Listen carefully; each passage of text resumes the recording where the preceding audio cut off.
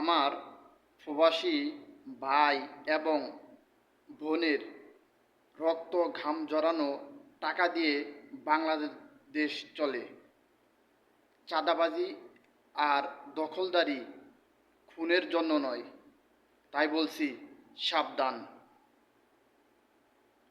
আমার নিরীহ ভাই এবং বোনদের উপর যদি কোনো আক্রমণ হয়, তাহলে সকল প্রবাসীরা মিলে কঠিন আন্দোলন করবে।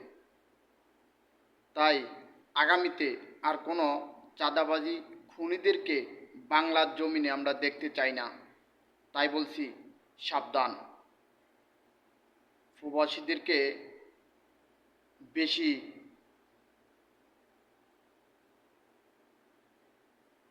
কথা বলবেন না। বাংলার জমিন থেকে সকল চাঁদাবাজি মুক্ত করবে সকল প্রবাসীরা মিলে, ইনশাআল্লাহ।